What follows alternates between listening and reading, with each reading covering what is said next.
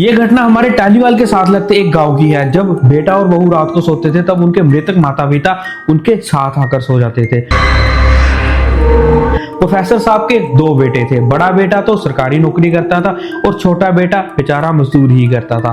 कुछ समय के बाद प्रोफेसर साहब जी रिटायर हो जाते हैं। प्रोफेसर साहब ने सोचा कि मैं अपनी जीते जी अपनी सारी संपत्ति दोनों में बांट देता हूं ताकि कल को किसी तरह की लड़ाई झगड़े का विवाद ना पैदा हो। प्रोफेसर साहब ने एक खेत बड़े बेटे के नाम पे लगा दिया। उन्होंने सोचा कि बड़ा बेटा तो सरकारी नौकरी करता है, उसके लिए एक खेत पर्याप्त है, और छोटे बेटे के नाम के ऊपर प्रोफेसर साहब ने दो खेत लगा दिए कि कल को ये दो खेतों से खेती करके अपना परिवार अच्छे से पाल सका है। पर इस बात के ऊपर बड़ा बेटा नाराज हो गया कि पिताजी का तो झुकाव छोटे बेटे की तरफ है, उन्होंने संपत्ति को ज्यादा उसके नाम कर दिया है। प्रोफेसर साहब ने बहुत समझाया पर बात इस हद तक पहुंच गई थी कि बड़े बेटे ने माता पिता को बुलाना बंद कर दिया, उनकी तरफ तो वो देखता भी नहीं था। और कुछ समय के बाद क्या होता है कि प्रोफेसर साहब जी मर जाते हैं। गांव के लोग और उनके घर के पुरोहित बड़े बेटे के पास जाते हैं कि बेटा प्रोफेसर साहब जी की रात को मौत हो गई है कि चलो अब सारा क्रियाक्रम तुम ही करोगे। बड़ा बेटा कहता है कि नहीं, मेरे लिए मेरे माता पिता बहुत पहले से मर चुके थे, सारा क्रियाक्रम तो छोटा बेटा ही कराएगा। उन लोगों ने बहुत समझाया,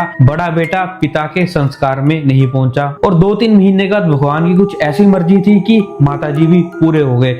वही पुरोहित और गांव के कुछ लोग फिर से बड़े बेटे के पास गए कि बेटा चलो माता जी के संस्कार में सारा क्रियाक्रम तो कर लो। पर बड़ा बेटा अपनी जिद पर अटल रहा कि मेरे लिए माता पिता तो कब के मर चुके हैं। पर बड़ा बेटा उनके संस्कार तक में नहीं पहुंचा। पर कहते हैं ना कि मरते टाइम इंसान की किसी चीज में रूह हो तो उस आत्मा को मोक्ष प्राप्त नहीं होता है।